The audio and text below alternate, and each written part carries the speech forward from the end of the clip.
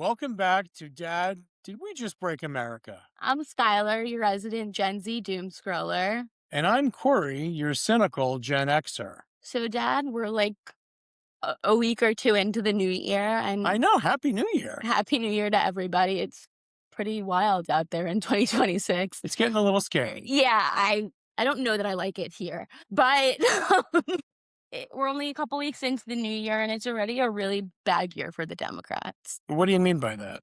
They've spent the beginning of this year defending an illegitimate dictator that has made life hell for the people that are really affected, but they're defending him. Free the leader. Yeah, kind of crazy. It's nuts. And now they're defending billions of dollars of fraud. They're constantly on the wrong side of every 80-20 issue. 80-20 issue? Yes. 80% of people think that fraud is bad. Well, who would think the fraud is good? Right, but they're defending it. So in the fraud, you're talking about the fraud that Nick Shirley uncovered. Right, right. You know, I keep my ear close to the ground. And yes, you're all seeing and all knowing. Well, I'd heard things about this fraud. There were little things being said. Sometimes I wait to bring some things up to you, though, until there's something big for you to watch. Well, I don't know. You're sitting here, you got 4 pads, 7 piles, 2 computers, and a file box. I don't know what's going on. Well, you offended me earlier in the kitchen. I just said, have your facts straight. Do I have my facts straight? I watched the 5-hour Oversight Committee hearing yesterday, so you don't have to. Wow. I'm telling you, that's teamwork. Those are 5 hours I'll never get back. Okay, I understand. And it's embarrassing because that is our circus and these are our monkeys. That is kind of true. It's funny that you use that analogy. It's a circus. Not my circus, not my monkeys. But this is our circus. These are our monkeys. Well, these are our elected officials, yes. Yeah, and they're acting a fool. Okay, so take us through it. I'd just like to clear up for everybody that listens to CNN and MSN. Does anybody watch CNN? I don't know. But the way they've treated this 23-year-old for uncovering a story that they have failed to uncover, this is your job, actually. Well, obviously. You can't do your job. Somebody else is doing it. They're not doing a job.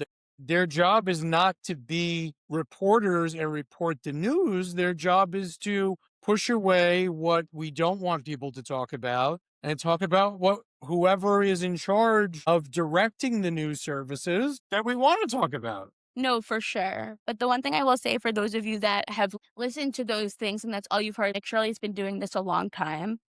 Nick Shirley has gone to places, tons of places that no one would dare to go. So what has he uncovered? So specifically from my understanding, let's see if I get it right. So he did some research, found, who's the other gentleman who? David. David's the unsung hero. Right. So David is the one who uncovered most of David did some research. David works near a bunch of these. David did some research. He saw a bunch of childcare places, no children. But it seems that it was an open secret in Minnesota that the people in Minnesota were talking about. So Nick Shirley was in Minnesota earlier this summer doing a video. Everybody was reaching out to him and people that he ran into on the street. And they were you have to look into this fraud. This is what you have to cover. So he was I can't just go and ask these people if they're committing fraud or slander an entire community of people. I need to do my research and my due diligence. So he spent the next couple of months trying to figure out what was going on. And he really kept getting stonewalled. Okay. And then David reached out to him, DM'd him. David has somebody in the state capitol in Minnesota. Right. That has been sending him the documents, the reports. So he sent them to Nick and was I have all of these documents because that's what he really needed. He really needed the filings, how much money these places were getting, and he couldn't seem to find real information about it. And David had the information. And so he said, he was call me, let me see if you're real and legit. And David was real and legit. And so he went out there and was let's do this. Right. So then they got together and they went from place to place. Right. And Nick was under the impression that they were going to walk into these daycares and talk to the receptionist and he was going to get a brochure. He was so confused. So is there any one of these daycare centers that are there that have actual children present? Are there daycares in Minnesota that have children present? No, it's not the question I asked. These ones? No, I don't think so. So I'm asking, a question. I'm trying to break this down to its infinitesimal level. I don't believe so. So Nobody that's an honest person that like you'd believe has reported that they have ever seen a child there. So there are multiple childcare centers who have gotten federal And state grants to be childcare centers that do not care for children. think about it this way: you have 4 kids, I have 4 kids, okay? Because You have 4 kids? no, I'm saying like we're 2 random people. You have 4 kids, I have 4 kids, okay? You watch my 4 kids, I'll watch your 4 kids. That's $25,000 a month. Oh, so I file that I have a business. You have Hold on, let me see if I get it. Maybe I'm stupid.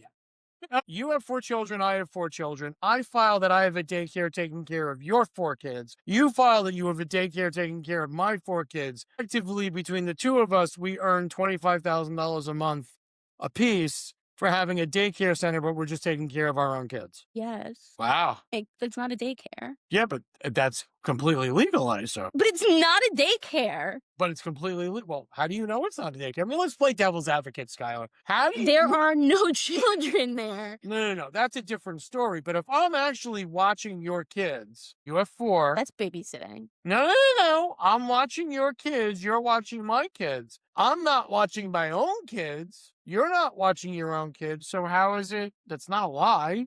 But is it? I'm taking care of somebody Are you else's actually kids. taking care of these kids? Because now, starting at I think the first week of January in Minnesota, an illegal person, legal person, doesn't matter what your status is. In Minnesota, you could get 12 weeks paid time out leave at any job, 12 weeks paid time leave to take care of anybody. Wait, one more time? You to take care Wait, so if I work in Minnesota, let me get this straight. The first was the daycare thing.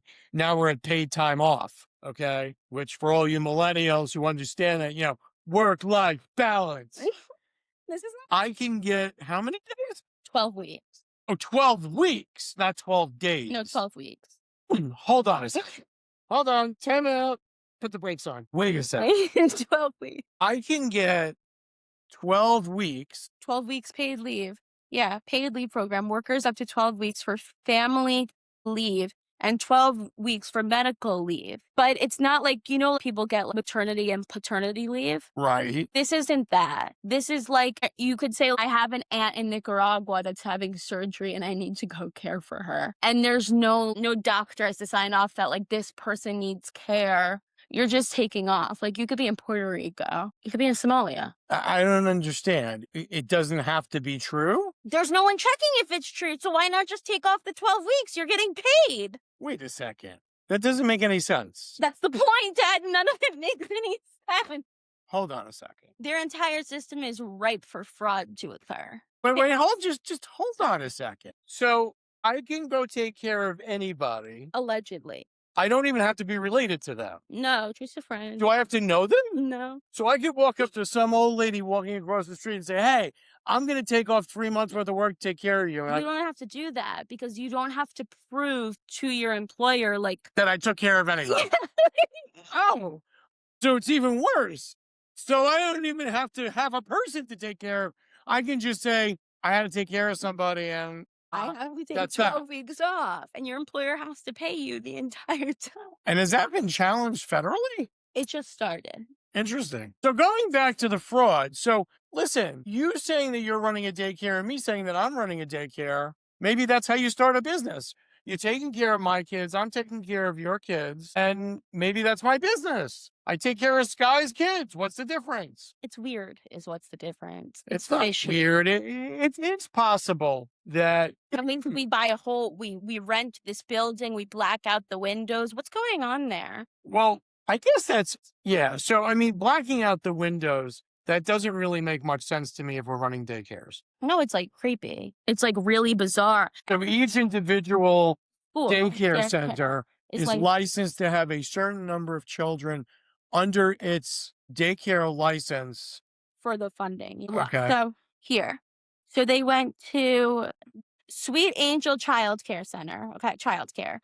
They're licensed to have how many kids? 74 kids. There are no kids there. So they received $1,540,000 in federal funding or state funding? CCAP is both. Which part is federal and which part is state? It just, I think it's like a match grant.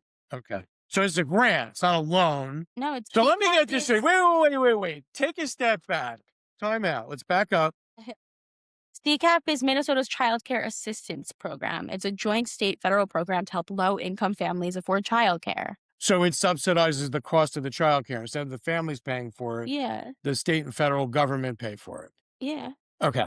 So let me get this straight. I want to make sure I'm getting it. These people have childcare centers that are paid for with state and federal grants, which means you don't pay it back, ladies and gentlemen. It's a grant. It's given to you. Mm. And all you have to do to get it is do what? What do I have to do to get this grant? Let's say I want to start one. What do I do? Get a company, I incorporate. Anybody that knows anything about grants, somebody's got to fill out some kind of paperwork. Well, if somebody fills out the paperwork, then it goes to the people at the state capitol, and the state capitol, they write the grants. I'm saying that I go and get this grant. I apply for this grant. Somebody gives me this grant. Nobody checks on whether or not. Okay, so I heard this woman that runs, which we'll get to later, but I heard this woman that runs a legitimate autism center in Minnesota. Okay. And what was so interesting about hearing her speak is she says that they have very strict guidelines and regulations. So multiple people in the government have to be in on this, because if they have such strict regulations. Well, that's a speculation No. on your part. Okay. If they have such strict regulations and guidelines. So, okay, you're saying that. So what your hypothesis is? Your hypothesis is there are different levels of fraud here, right? Because there's the person who committed the fraud by starting this business and claiming that they had a daycare center and that they were going to take care of kids, but there are no kids. Yeah. And then there's somebody who pushed the grant up the grant food chain. Yeah. And then somebody who decided on the grant. And so do you have any information on who approves these grants? Somebody has to approve it, right? Yeah, I have no idea. So I guess here's the big question, Sky. Somebody at the state capitol. Does the main dude have to? I don't know. What does he have to vote on it? Does he have to throw into it? I don't know, but Tim Waltz said the other day the buck stops with him, and I have to agree. Never thought I'd agree with him on anything, but Did he ever say that he didn't know? no, he hasn't So, denied it. He and says he's been fighting fraud since 2019. it's possible that He said that there's been massive fraud going on in Minnesota since 2019. Do you know how long ago 2019 was? I don't know. Tell me. I was in high school. So That's crazy. is it possible that it was going on and Tim Waltz turned a blind eye, didn't pay attention? Is it possible that he got elected for turning a blind eye? Maybe.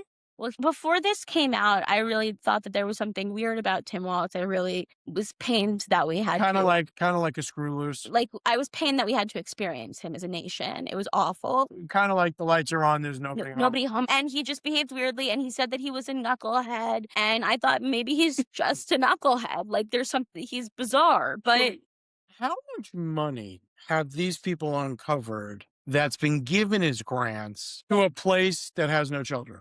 That's a daycare center. a daycare center, well, the federal government hasn't separated it because there's other avenues of this fraud that are all interconnected. The federal government right now says it's upwards of $9 billion. $9 billion with a B. Yeah. A big capital B. Yeah. Because I know if I did this, I'd be in jail in 5 minutes. But these people have been getting away with this For over a decade. Wow. And that's $9 billion over the decade, or that's $9 billion? They have just said $9 billion. But David and they had an interim video come out where they were just chatting, Nick and David. And David said he said, I wouldn't be surprised if it's over $100 billion. These grants, these awarded grants, this is an annual thing. Yes, but it changes. For example, they get different amounts in certain years. Why does it change year to year? Exactly. Oh, you're saying, What? So that's a whole nother thing. Yeah. Like Mini Child Care Center, which is also possibly linked to Mako because they're at the same address. Okay. It's not funny. I know it's not. But it's not hysterical. funny, but it's funny. It's the most Because it sounds so made up. blatant fraud. Yeah, It's happening in front of our faces. By the way, if you brought this to a Hollywood studio and said, I've got a great story, bro. Here's this script. There are a bunch of people, they run daycare centers with no kids, bro. Be like, that's ridiculous. So last year they got 1.6 million in CCAT funding. In 2024 they got 800,000. In 2023 they got $94,590. In 2021 they got $987,000. And they're still licensed to have the same amount of kids? Yeah, so Each year. between Mini and Mako, because remember they're two Mini and Mako. childcare centers, combined. Interesting names we've chosen. Combined their license for 120 children. There was no playground. There was no footprints in the snow that kids had been there. There was no children. The building was locked and the windows were blacked out. Just last year, they got $1.6 million. So for 120 kids, there's no kids there. See, that's even more fraudulent than I watch your kids, you watch my kids. Yeah, they have a whole thing running. No. They have a whole thing running with no kids. At least if I was watching your kids, I may be able to claim that I'm actually watching these children. No, but then they increase the numbers. They're not getting this money to say I'm watching 4 kids. They're like, we're licensed for 74 kids. That's absolutely batshit crazy. Okay, then we have the Quality Learning Center. Okay. My favorite. Go ahead. Which really obviously went viral because it angered everybody. This place has been in business for over 8 years with a sign that spells learning wrong. Well, obviously there's no learning going on. Well, this past year they got $1.9 million. Year before that they got 1.5. Then this is an interesting thing, which I don't think I've told you about, but they started, I think the Biden admin actually started looking into COVID fraud. Yeah, there's been a lot of talk about that. And I know I've seen a lot of cases of COVID fraud where people did not either have the requisite reason to get the COVID money, or they did the completely opposite thing than they were supposed to do with the COVID money. Yeah, so Minnesota's ground zero for COVID fraud. It's the largest COVID fraud scandal in the country. Shocking. They started a nonprofit called Feeding Our Futures. They were given $250 million to feed hungry children during COVID. They said they were feeding like 200,000 kids a day. And I think the FBI in one case set up like a sting operation? Like a cam, and they only fed like 23 people. Oh my God. So this is $9 billion, you're saying? Yes, but plus the $250 million, because Feeding Our Futures, dozens at least of the people that have already been indicted, are connected to Feeding Our Futures. All interconnected. Can I ask a question? Yeah. How come, I mean, I know you have information on these people who have been indicted, but how come this is not mainstream news? What do you mean? Well, I don't know that all these people have been indicted, and I'm sure most people listening to us don't know that all these people have been indicted. Well, it is in the news. You just have to look for it. That I'll say, I think 90-something people have been indicted as... And these people who were indicted, what did they do? Medicaid. Most of them for like Medicaid fraud. Okay, that's not a new thing. Oh, but it's... J.D. Vance said something very interesting on Jesse Waters last night. He said, I'm not surprised. And, we all know that fraud is going on. And we all know that like Medicaid fraud happens. Right. The social services fraud happens. It happens every day all over. Yeah. I mean, insurance fraud has to happen all day, every day. Yeah, but he said, what I didn't realize until a couple of weeks ago is this wasn't just Medicaid fraud. These are business models. These are criminal enterprises. Yes, that's obvious. This is actually worse than the Italian mafia. Well, one of them from the oil mafia, I forget his name, but I watch his podcast sometimes. And he did a video explaining this fraud. Really? And he said, if I'm telling you that this is really bad. Yes. This is really bad. And he's like, but we didn't steal from the people. That's true. And he was like, also, we gave them lower gas prices. Are you talking about Frances? Yeah. Yeah. Michael Frances. Yeah, he's great. He has a podcast. But he did make a good point. He's like, what I did was wrong and I paid my dues. Yep, he did. Why aren't these people? Well, I assume they're going to now, but... I think that the distrust in our government is what really is upsetting people. If you look at it on social media, that people don't believe that anybody that is really going to be held accountable for this. And that's upsetting to people. Well, somebody has to be held accountable. Yeah, I think Tim Walz thinks that him dropping out of the race was enough. This congressional oversight hearing yesterday wasn't so great for Tim and for Attorney General Ellison. Why? Because they were pointing the finger at them specifically? Well, these people, the witnesses were members of the local Minnesota government Okay. that have pointed out the fraud When? on multiple occasions throughout the years. I think last year or something like that, they gave them a list, the Tim Walton's administration, they gave them a list of like 72, not just daycares, but other places too, as we'll get into. There are other avenues that these people use for the fraud. What other kind of avenues? They have the non-urgent medical transportation. Okay, so non-urgent medical transportation, that means not emergency. So taking elderly patients or other people who can't get there by themselves. Yeah. So they own these ambulance companies also. And all of these avenues of fraud, the people are all interconnected. So from Feeding Our Futures, they're interconnected to the daycare centers, to the ambulance places. Then there's the healthcare. I don't know what you call them because they're like not real. Here, this is the written testimony of one of the Minnesota House Representative, Honorable Walter Hudson. He's a great guy. So it started with the personal care assistants. He said this was an early warning. Across multiple platforms, a personal care assistance, home and community-based services, the COVID-era program abused by Feeding Our Future, autism services, adult daycare, housing stabilization services, child care assistance, and others. The same structural features reoccur. Housing care stabilization services? I don't know what that is. What the hell does that mean? I don't know. Maybe they're not stable. I don't know. Okay. Personal care programs. Between the fiscal year 2002 and 2007, PCA expenditures increased by 164%. Wow. From 153 million to over 400 million annually. And that's where? In Minnesota? Yeah.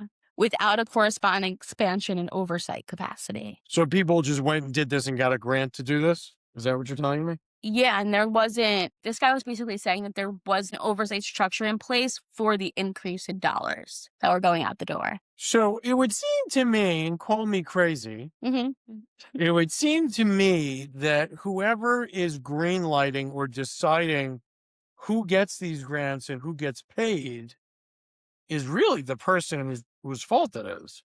Yes, but it seems to me that people have benefited from it and that the Tim Walton administration has treated whistleblowers very poorly. How so? They've intimidated them. They've threatened their jobs. It would be really bad if you lost your job. Where does your kids go to school? Where's their bus stop? That's a bizarre question to ask somebody. Where's your child's bus stop? Yeah. What does that have to do with me blowing the whistle on somebody? So you're going to hurt my children? I don't know. Why would you want to know where my children They have pictures of their homes and their personnel files. It's weird. Very, very strange. But again, now I just want to clarify something. Straight talk only on the cast. No chaser. I'm sorry? No chaser. Is that like a new colloquialism? What do you mean? No chaser? What the hell is that? Like straight talk, no chaser. Like orange juice. You're relating it to alcohol. Yeah, no chaser. Got it. Okay. I'm a little bit older. You should be so blunt people could smoke your truth. Wow. I just got that one. Okay. So this is not just Minnesota's money because part of these grants are federal. Yeah, this is everybody's money. So I want to make sure that everybody listening understands, because I think I had a problem when this first came out to myself, listening to it going, okay, it's in Minnesota. What do I care? I'm not in Minnesota. Yeah, no, it's everybody's money. So let me get this straight. All of these people for all of these years have been getting these grants and basically defrauding the United States government and every taxpayer in the country, because part of everybody's paycheck, taxes, and whatever we do are funding these grants that go to people that have a ambulance service that doesn't move anybody. Yeah, they said the cars haven't moved in over 6 months. And has a daycare center that's not caring for any children. Yeah, the autism one may upset you the most, though. Why is that? Because it's really bad. Okay, how much worse could you get? It's just gross. So there's similar allegations about for the This is for the sector. autism one. Yeah, so empty buildings receiving large Medicaid reimbursement despite no visible operations. Unreal. Okay. One which Nick and David went to, the guy opened the door and they asked him how many kids they have, and he couldn't answer. Okay. He said they could not come in, they couldn't help them. Do these places have websites? I don't think so, but I know that Nick Shirley said they have numbers and nobody picks up the phone. Which one would think at a daycare center? Somebody would pick up the Somebody phone. would pick up the phone. It is part of the larger fraud. It's separate from, but linked to Feeding Our Future meal program fraud and the childcare issues. Federal prosecutors have alleged that this is not an isolated scheme, with ongoing investigations into 14 high-risk Medicaid programs. Many Somali-owned or operated schemes often involve kickbacks to parents, fake diagnoses, unqualified staff, and inflated billing. So these are from the recent indictments. Okay. Many of these people overlap with the people that are already defendants for the Feeding Our Futures. Got it. Okay? Okay. Smart Therapy LLC, 2019 to 2024, $14 million in fraudulent Medicaid claims Wow. and services. They recruited parents in the Somali community with kickbacks, up to $1,500 per child, to help them obtain autism diagnoses where none existed. They billed for unqualified staff or non-providing services. The owner was also charged separately for $465,000 in Feeding Our Futures fraud. She pled guilty in December of last year to wire fraud. So how come they haven't gotten one of these people to turn states out, states Turn on evidence somebody to explain the whole story? I think because everybody thinks this is so racist in the news. They really do. There have been white people and other people for Somalians indicted and charged, obviously. But out of the 90-something that as of today were charged, 87 to 89 of them were Somali. And my understanding of their community is that they don't turn on each other. Right. I get it. So they're not gonna say anything. So they're they are like the mafia. Yes. Don't talk. They don't talk to anybody. Star Autism Center, over $6 million fraudulent Medicaid reimbursements. That's it? Paid parents to enroll children, shared proceeds with investors, owner charged in 2025 and part of a broader indictment. Okay, so the total billing for all providers for autism programs, Right, from 2018 to 2025 was $1.6 billion. $2.6 billion with a B. Wow. Growth and red flags. Ready for this? There's an explosive increase among East African, often Somali providers for autism center providers. 1 in 16 Somali children reportedly are on the autism spectrum, which is double the state average. Well, that's possible. It's possible. Is it plausible? Well, listen, it's very possible. Summer fraud has happened. Now, I'm saying, anything's possible. The problem is that, so you're saying to me these autism centers don't have any, or they are making up people with autism? Yes. So they're claiming that the children of the community. And then the parents get paid for it. They have a student, That's actually a much more elaborate scheme. And it's really cruel. Well, yeah, besides the socio, ethical concept of utilizing an actual, ailment. But listen, Medicaid fraud is the same thing, right? You're using somebody's, physical issues to, steal money. Because this is our circus and these are our monkeys, unfortunately. Okay. I'm really pissed off about it. I see that. I'm mad. Well, it's not like it was your money. I don't care. This is so wrong. Why do you feel like it's so wrong? Fraud has been going on since the dawn of time. You know why it's so wrong? People have been stealing things every day, all day. You know why it's so wrong? Because this 23-year-old kid went and did a service and sounded an alarm that nobody else was sounding and said, hey, look here, there's billions of dollars of fraud happening. And nobody cares? No, it's not that nobody cares. It's that they do care, and he's a racist, and he's an Islamophobe, and the governor of Minnesota called him a white supremacist. We cannot continue to speak about people this way. It's dangerous. No, I get it. And it's upsetting. That's why 2 kids don't have a father anymore. Right. That is true. Tim Walz won't stop talking and has spent a year calling the ICE agents the Gestapo. We're Eastern European Jews. Our ancestors really know the real Gestapo. Yep, that's ICE true. agents are rounding up Jews in the streets and taking them to death camps. Your references are offensive, Tim. Offensive. I hope he's listening to this. Oh, I would be honored if you would listen to the cast. Honored, because he's more than a knucklehead. And in his statement, when he dropped out of the race, I didn't realize he was still hanging on to the lie about his service, his military service. I don't know why anybody lies about that. It is the craziest thing ever. No, I don't understand it because it's so disprovable. Okay, But you know what? because- His was elaborate. I didn't realize how elaborate it was. Remember, he said like nobody should have the weapons of war, right? I didn't realize that he told an elaborate story about being at the Air Force base in the Air Force base in Afghanistan. Kabul, yeah. Yeah, in Afghanistan during Kabul during a dignified transfer. He's never been to Afghanistan. Why lie? That is the craziest thing I've ever heard. He's still serving in public office, but he lied about his military service and he lied about being in a foreign country. Yes, like our service members did die in Afghanistan, Tim, tons of them. You weren't there though. And to pretend you were is insulting. And what's the reason to pretend that you were there? I don't know. Somebody did say that, like, I was rewatching something about it from somebody on Fox News when he was announced and it first came out. When Right. it came out, I went back and was rewatching. And there's this guy on Fox News and he lost his leg serving.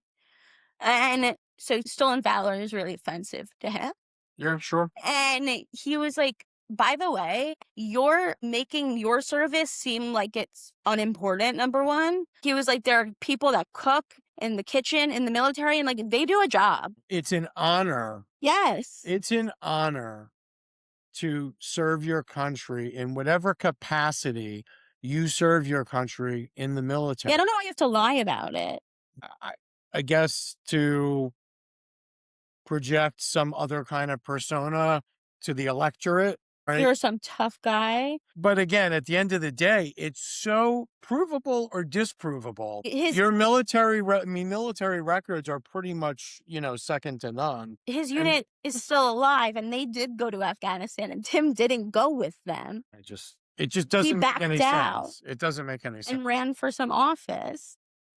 Like when you found out that you were getting orders to go to Afghanistan, you dipped real fast. And not saying that I wanted to go and serve in Afghanistan, but to pretend that you did is nuts. Well, my grandfather used to say, Mr. Tammany Hall politician, Jesus Christ.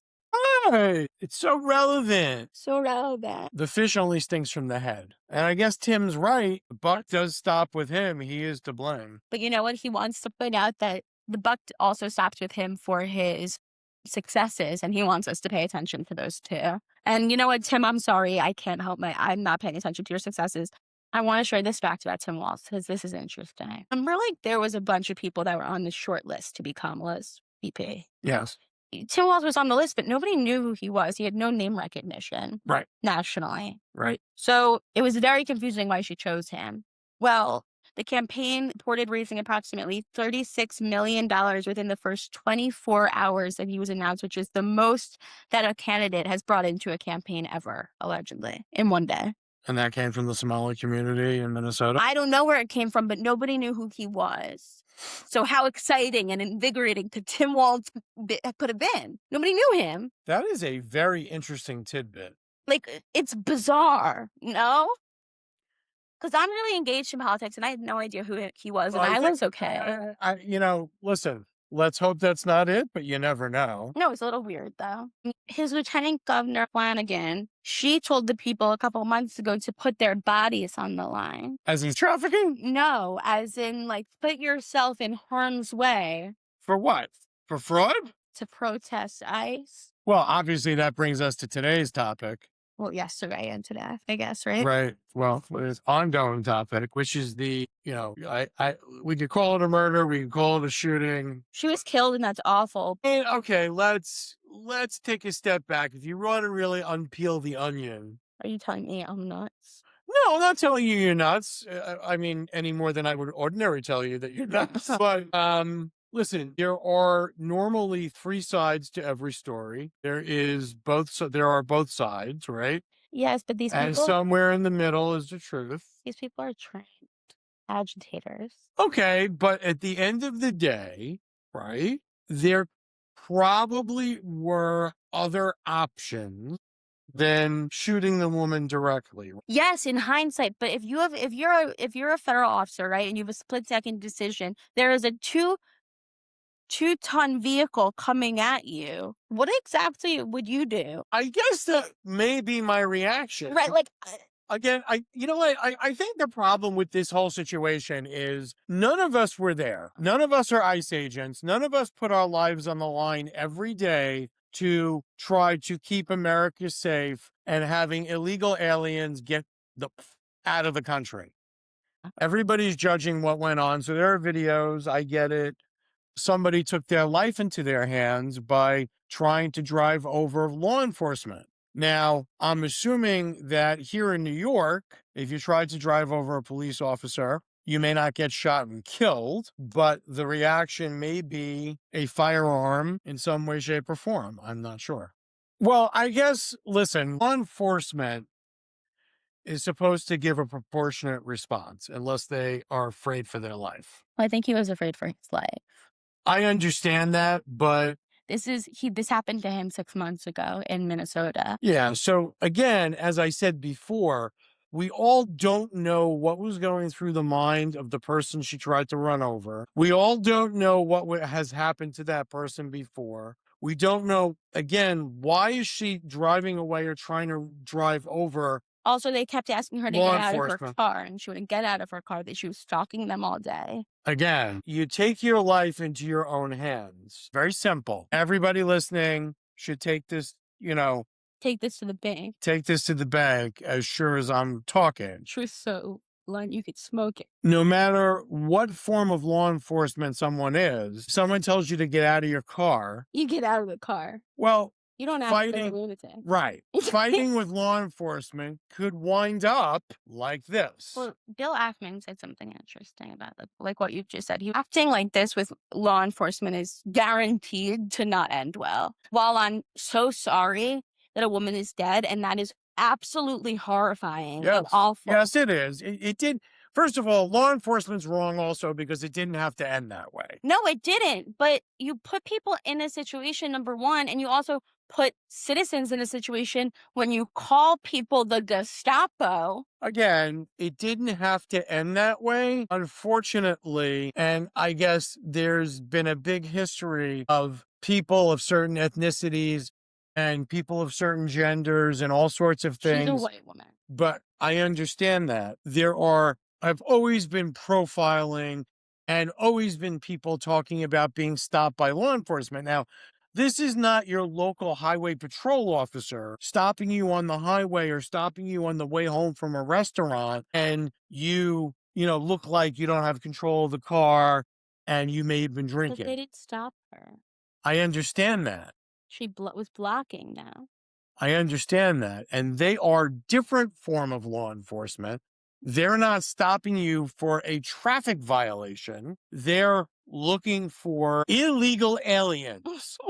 Okay? Not the kind that come down in the spaceship, but the kind that cross the border in Texas. So they're here to help do a specific thing, Mhm. and that's it. And if they ask you to stop the car, turn off the engine, get out of the car, please don't escalate the situation. Yeah, you should probably listen. Any law enforcement asks you to do that. And I've known a lot of people in law enforcement. That doesn't mean that they all are working on all thrusters and that a situation is not going to escalate itself to a place where it can't come back. No, the situation is awful and tragic and shouldn't have ended that way. And all of that being said, I think we need to take into account and work within the reality that ICE has been put in, and ICE agents have been put in a lot of danger in this country in the last year. They have. Like, that's just whether you agree with Trump's border and policy or not, or you agree with what they're doing or not, they are still people. Right. And they set up apps to track them. Remember that whole thing? Yes. Like, ICE has been put in a lot of danger. So I understand that they may probably behave or react in a way that maybe if the last year hadn't been so awful or so scary for them, that maybe they wouldn't have reacted that way. But they're clearly also on heightened alert because everybody's out to get them. And that's a horrible thing. Like, the whole thing is just unacceptable. The entire picture's wrong. Like, this woman shouldn't be dead, but we also shouldn't be training citizens to block a federal law enforcement operation in an American city. That is crazy. It's ridiculous. Tim Walz doesn't stop saying that this is like the Battle of Gettysburg. Well, the dangerous part That about all of this is, and I think we've spoke about this at the Institute that we're all in. No, the Rabowski Institute. I think we've spoken about this. Love a padded room. Right. I think we've spoken about this before, that there are things that are going on in the world right now, and especially where we are, what we're here talking about, America, that could lead possibly to another civil war. Because there are factions on both sides of the aisle, both sides of the equation, that are very dangerous and are spewing anything that can be spewed into hate mongering, into violent situations, into where things are escalating so far out of control, like what happened here, that we have to kind of put a sock in it a little bit. Yeah, we need to stop. Let me tell you, I've very few times can recall saying like the energy in the air in this country is actually frightening to me. I don't believe that that's like often happened. It's a little scary. It feels like at any moment. Well, you're one ignited spark away from total destruction. From some kind of massive incident. Yeah. So, and like we need to stop our elected officials need to stop pouring gasoline on the flame. You need to stop calling people. It's not really their fault. Yes, actually it is. It is and it isn't, because here he goes on the media. Well, it is, because it is their fault. They're forced to say all these things and give snippets like this every 5 seconds. Yes. And you're not anything unless you have followers and have people. I mean, come on. Okay, well, nobody's forcing Listen, the governor of a state to say Skylar, you're things. 1,000% correct. Elected officials should have the ethical behavior that they were elected to have. But the same could be said for people like President Trump, right? Who's an outsider, who's now really a politician. Well, yeah, he says some crazy crap. But there are things that come out of the man's mouth that you may look at him and go, okay, where'd that come from? No, totally. So I'm saying that as much as you think as much as you think that he's doing a good job and I'm not, he has the same responsibility as the same. But I'm saying that elected officials, listen, AOC, I've never heard a coherent, intelligent thing come out of the woman's mouth. No. I don't begrudge her anything. I don't look down upon her that she's a politician. I can't believe that she got elected to office. But again, I have respect for the office. Yeah. The same way I had respect for Barack Obama. Yeah. The same way I had respect for Joe Biden because he was president, even though he may not have known he was president. I was not marching around and preaching, not my president. No, because that is a crazy way to behave. It's embarrassing. But again, the same way I'm not running around preaching it's not my mayor. I'm explaining to you, though, or to everybody, politicians it's a hard line because we want to be in the media, because we want to be relevant and we want people to follow us. And listen, politicians should have to move on. They shouldn't get reelected for 4,000 years, okay? So again, we all need to take a breather. Everybody needs to stop calling law enforcement and ICE agents and anything that, President Trump says or does, or anybody in his cabinet. I mean, there was that one video you showed me where they were saying that Kristi Noem, who probably is a dodo bird, but she's still holding an office. She's still an appointed part of the president's cabinet. She's still is part of the government and deserves some respect. Yeah. Okay. If she says something that we don't like, guess what? We live in a democracy where in 3 years from now, you could put somebody in the White House who put somebody else in place. So, Sky, did we break America this week? I don't think we broke America, but America feels pretty fractured, if not broken. Yeah, I think it's not a complete break, but we're definitely in a cast. Or like one of those foot boots. Yep, that's right. You heard it here, ladies and gentlemen. We're in a foot boot right now. Thank you for joining us. We hope you enjoyed our broad breakdown. Tune in next I really time. flexed my muscle. I know, I see. How does that feel? You actually got up and did something. Holy shit. You're too old to be daycare, right? Are you too old to be considered daycare? I think so.